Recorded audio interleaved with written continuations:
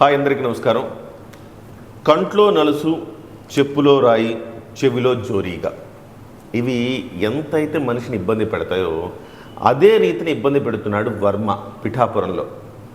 తాజాగా పిఠాపురంలో కార్యక్రమంలో ఆయన్ని పిలవలేదన్న ఆగ్రహంతో ఆయన అనుయాయులు చేసిన యాగి అంతా ఇంత కాదు.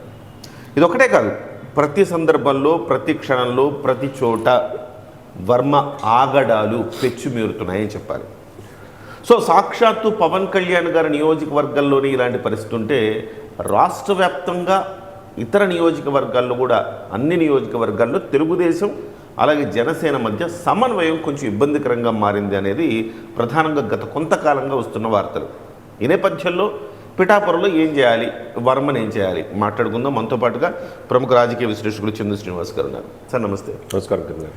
సార్, పిఠాపురంలో వర్మ వైఖరిని ఎట్లా చూడాలి మనం? ఇప్పుడు ఏదైనా కానీ 6 మాసాలు కలిసి ఉంటే మీరైనా నేనైనా మన భావాలు ఒకటిగా రూపాంతరం చెందడానికి 6 మంత్స్ చాలు వాళ్ళు వీళ్ళు అవటానికి. అది కూటమి కలయిక చక్కగా ఉండాలని చెప్పేసి మనం అనుకున్నది. మరి 9 మాసాలు అయింది కింద గారు. మీరన్న ఉపోద్ఘాతంలో చాలా చక్కగా నిష్పక్షపాతంగా ఒక జర్నలిస్టుగా గ్రౌండ్ రియాలిటీని చెప్పకనే చెప్పారు. గత 5 సంవత్సరాల్లో నిర్లక్ష్యానికి గురైన వ్యవస్థల గురించి చెప్పాం మనం డిబేట్లో. ఎందుకు జగన్మోహన్ రెడ్డి గారు ప్రభుత్వం దిగాలి, ఎందుకు కూటమి రావాలనేది కూడా చాలా కుల సందర్భాలు చెప్పాం. ఇదే సమయంలో మనం ఒక వ్యవస్థలో జరుగుతున్న లోపాలు, తప్పిదాలు ప్రజల్లో ఉన్నాయి చెప్పాల్సిన బాధ్యత మీదైనా నాదైనా. అంతే కదా. మీరు చెవిలో జోరీగా అన్నారు, చెప్పులు రాయి అన్నారు. కరెక్ట్. ఎందుకంటే 9 మాసాలు అయింది. ఎన్నో ఆశలతో 124 సీట్లు ఇచ్చారు, 21 మంది ఎంపీలు ఇచ్చారు. మంచి పరిపాలన కూటమి హ్యాపీగా ఉంటుంది, చేస్తారని చెప్పి మీరు అన్నట్టు సాక్షాత్తు ఈ కూటమి కలవటానికి కారణమైన వ్యక్తి, ఈరోజు అధికారులు రావడానికైన వ్యక్తి, సెంట్రల్లో మోదీ గారు మళ్ళీ 3వసారి అవడానికి కారణమైన వ్యక్తి, ప్రధానమంత్రి అవడానికి కారణం. ఈ అన్నిటికీ ఒకే ఒక కారణం ఎవరు? పవన్ కళ్యాణ్ గారు కాదా? అటువంటి పవన్ కళ్యాణ్ గారు అక్కడ పోటీ చేస్తున్నాడని తెలిసినప్పుడు ఆ రోజు చంద్రబాబు నాయుడు గారు జనసేన జెండాలు కాళ్ళతో తొక్కి తగలబెట్టారు. అవును, ఒక పార్టీ అధ్యక్షుడికి ఇచ్చే గౌరవం అదే. ఆ రోజు కంట్రోల్ చేయలేకపోయారు. సరే, చివరికి చంద్రబాబు నాయుడు గారిని కూడా బూతులు తిట్టారు. సరే, తిట్టారు. ఇప్పుడు ఆయన ఏమన్నా సామంత రాజ్యమా పిఠాపురం? అదే విషయంలో అదే పొజిషన్లో ఉన్న పెండెం దొరబాబు మొన్న చేరినప్పుడు ఏ సీట్ అయినా ఆశించాడా, ఏ పదవైనా ఆశించాడా? అన్కండిషనల్గా వాళ్ళ ఫ్యామిలీతో పాటు వచ్చి ఆఫీసులో కలిసి పవన్ కళ్యాణ్ గారు టైం తీసుకొని, సార్ మీతో నడుస్తాను సార్, పిఠాపురంలో మేము చేయలేదు మీరు చేయగలరని చెప్పాడు. అటువంటి అన్కండిషనల్గా రావటమే కాకుండా అనేక మంది జడ్పీటీసీలు, ఎంపీటీసీలు, మాజీ సర్పంచులు తీసుకొచ్చి జాయిన్ చేశాడు. ఆయనకంటే ఈయన ఏమైనా గొప్పవాడా? ఈయన ఇండిపెండెంట్గా కదా, పార్టీ మీద గెలవలేదు కదా. కానీ 2 సార్లు గెలిచాడు అతను.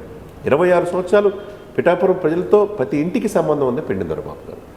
ఈయనకి నక్కకి నాగలా కనుక తేడా లేదా? ఇప్పుడు గ్రౌండ్ క్లియర్. వంగా గీత గారు ఎంటర్ చుట్టానికి అక్కడ లేదు, ఏమి లేదు. అదే సమయంలో పెండెం దొరబాబుతో పాటు వైసీపీ క్యాడర్ అంతా జనసేనలో చేరింది. అక్కడ ఎవరు పవన్ కళ్యాణ్కి అసలు ఎదురే లేని ఈ పరిస్థితిలో స్వపక్షంలో విపక్షంలాగా టీడీపీ నుంచే ఇంత సాక్షాత్తు జనసేన ఇన్ఛార్జిగా ఉన్న ఆ వ్యక్తినే దాడి చేసే పరిస్థితి టీడీపీ కార్యకర్తలు చేస్తున్నారంటే అధిష్టానం ఎందుకు నిమ్మకు నీరెత్తినట్టు ఉంటుంది. సాక్షాత్తు పవన్ కళ్యాణ్ గారి నియోజకవర్గం ఇలా జరిగితే దేశానికి రోల్ మోడల్గా తయారు చేస్తారు పిఠాపురం అని చెప్పి ఆ దిశగా మనం వెళ్ళినప్పుడు చూసాం. ఉప్పాడ బీచ్ కావచ్చు, రోడ్లు కావచ్చు, 100 బెడ్స్ హాస్పిటల్ కావచ్చు, ప్రాజెక్ట్స్ విషయంలో కావచ్చు, అనేక విషయాల్లో పిఠాపురాన్ని విద్యా వ్యవస్థ కానీ అన్నీ చక్కగా చేయగలుగుతున్నాడు. ఇప్పుడు చేసి 9 మాసాల్లో చేసి ఆదర్శంగా తీసుకునే ఈ సిచ్యువేషన్స్లో వర్మ అనే ఒక వ్యక్తిని ఎందుకు కంట్రోల్ చేయలేకపోతున్నారు చంద్రబాబు నాయుడు గారు? ఇదేంటి? ఒక రకంగా కొంతమంది జనసేన కార్యకులు ఇదంతా వెనకుండా చంద్రబాబు నాయుడు, లోకేష్ గారు చేపిస్తున్నారని కూడా అంటున్నారు. ఓకే, అంటే ఈ మధ్యకాలంలో నాగబాబు గారు చేసిన వ్యాఖ్యల ఫలితం అంటారా? వర్మని ఇండైరెక్ట్గా కర్మ అని ఆయన అన్నారని ఆ రోజు పెద్ద ఎత్తున స్పెక్యులేషన్స్ వచ్చినాయి. సో ఆయన్ని ఉద్దేశించి అన్నాడనేసి. అదే సమయంలో ఎమ్మెల్సీ పదవి కూడా రాలేదు.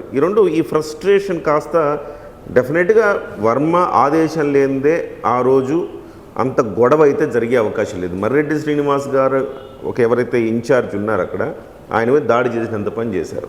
సో దాని వెనుక వర్మ హస్తం ఖచ్చితంగా ఉంది. ఆయన తెలియకుండా ఏదో కార్యకర్తలు చేసేసారంటే నమ్మేంత అమాయకులు ఎవరు లేరు. సో ఈ రెండు కారణాలతో ఫ్రస్ట్రేషన్కి గురై ఆ రకంగా గొడవ చేయాలని నిర్ణయించుకొని చేశారంటారా?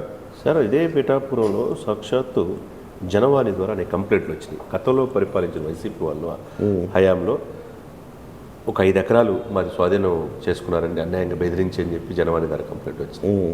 అనేక కంప్లైంట్లు వస్తాయి, కానీ అక్కడున్న పోలీసు వ్యవస్థ కూడా సరిగ్గా పనిచేయట్లేదు, పట్టించుకోవట్లేదు.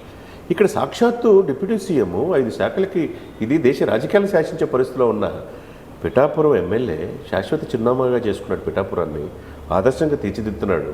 ప్లేనరీ కూడా అక్కడే పెట్టాడు. పెట్టినప్పుడు ఆయన ఏమన్నాడు, మేమెవరం కాదు, ఆయనకున్నది ఆయనే గెలిచాడు, అంతే తప్పితే మా ఎవరు పాత్ర లేదని ఆయనతో సహా చెప్పాడు. చెప్పే సమయంలో ఎవరైనా నా వల్ల గెలిచారు అంటే అది వాళ్ళ కర్మ అన్నాడు. అదే సమయంలో నేను లేకపోతే ఎట్లా గెలుస్తాడని చెప్పి ట్వీట్ చేసిందా, తర్వాత ట్వీట్ చేసేసింది వర్మ కాదా? వర్మ మనుషులు కాదా? కరెక్ట్. అంటే వర్మ అనే వ్యక్తి చాలామందికి తెలియని విషయం. నాగబాబు గారు కామెంట్స్ చూస్తున్నారు కానీ చందు గారు, వర్మ అనే వ్యక్తి ఎంత టార్చర్ పెట్టారు జనసేన పార్టీ ప్రతినిధుల్ని.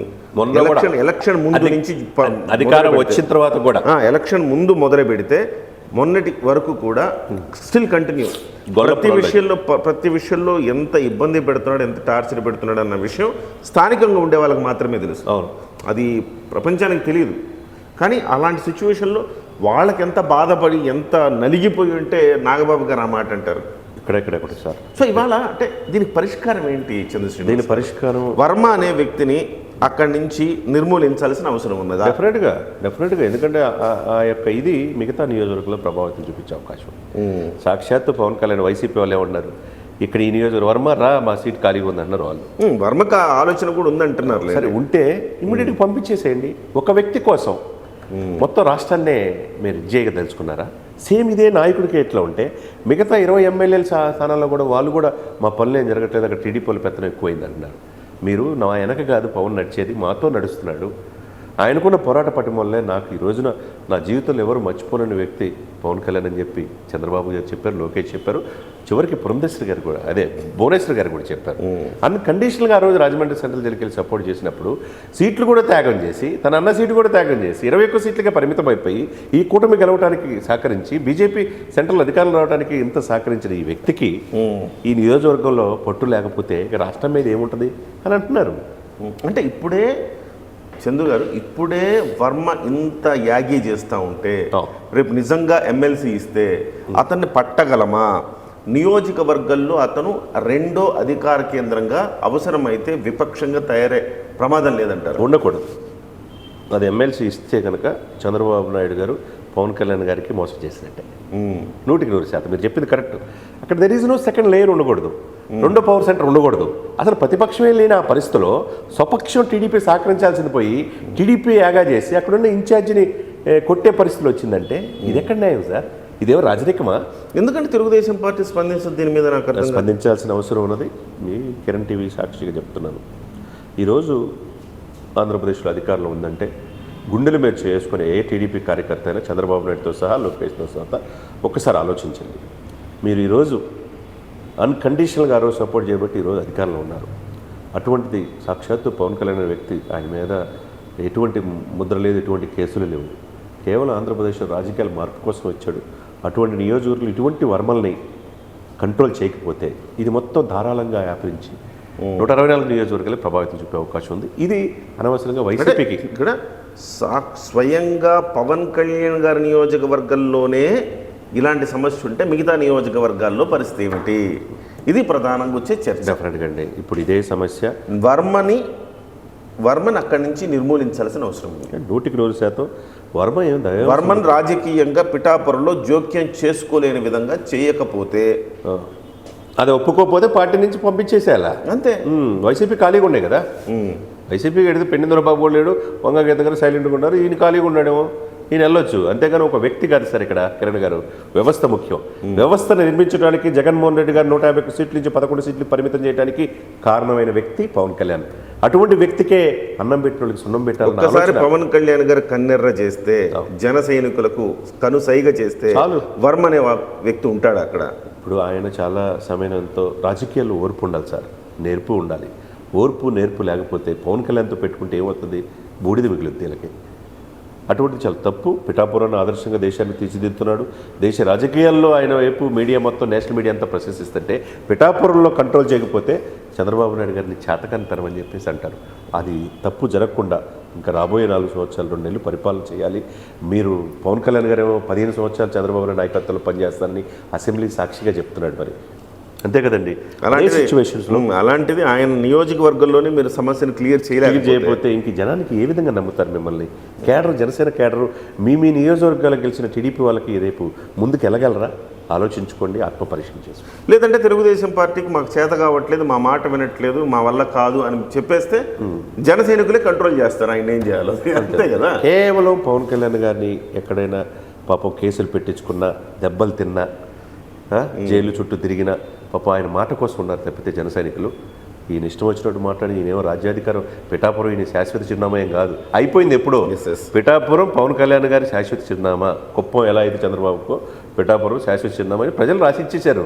నీది కాదన్నారు. కాదన్నప్పుడు ఉండాల్సిందే తప్పితే నువ్వేదో ఇన్ఛార్జీలను కొట్టి భయభ్రాంతులు జనసేన కార్యకర్తలు గురి చేస్తే రాష్ట్ర వ్యాప్తంగా తీవ్రమైన నిరసనలు వచ్చే అవకాశం ఉండదు. Right sir, thank you very much Srinivas గారు. మొత్తం మీద అంటే పిఠాపురం వర్మ అదేదో తన జాగీర్ అనుకునే లాగా బిహేవ్ చేస్తూ ఉన్నారు. వాస్తవానికి ఎప్పుడో 2009లోనే పిఆర్పి గెలిచింది. అది వాస్తవానికి అది మెగా ఇలాకా అది పిఠాపురం అనేది. అలాంటి మెగా ఇలాకాలో మళ్ళీ పవన్ కళ్యాణ్ గారు పోటీ చేశారు, గెలిచారు.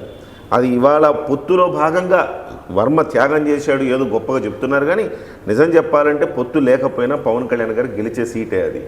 కాబట్టి ఈ అంశాన్ని తెలుగుదేశం పార్టీ కూడా చాలా సీరియస్గా తీసుకోవాల్సిన అవసరం ఉంది. ఎందుకంటే ఇంకోటి పిఠాపురం అభివృద్ధి 1 సెకండ్ వర్మ లేకపోతే 1,00,000 పైన మెజార్టీ వచ్చేది అంటున్నారు. అది వాస్తవం. నిజంగా చాలా చోట్ల వర్మ సత్తాలాడాడు, కావాలని గేమ్ ప్లే చేశాడని చెప్తా ఉన్నారు. వర్మ గనక లేకపోయి ఉంటే ఇంకా పెద్ద ఎత్తున మెజారిటీ వచ్చేదనేది సహజంగా అక్కడ చాలామంది మిత్రులు చెబుతున్నమాట. ఏదేమైనా పిఠాపురం అభివృద్ధిలో దూసుకుపోతున్న తరుణంలో ఈ రకమైన, నేను చెప్పాను కదా, చెవిలో రాయి, చెవిలో జోరీగా, చెప్పులో రాయి, కంట్లో నలుసులాగా వర్మ ప్రతి క్షణం అడ్డుపడే పరిస్థితి కనుక ఉంటే ఇది ఖచ్చితంగా రాష్ట్ర అభివృద్ధికి చేటు. కేవలం పిఠాపురమే కాదు, రాష్ట్రాభివృద్ధికి కూడా ఇలాంటి పరిణామాలు చేటు చేసే అవకాశం ఉంది. దీని మీద వెంటనే తెలుగుదేశం పార్టీ వర్మ మీద చర్యలు తీసుకోవాల్సిన అవసరం ఉంది.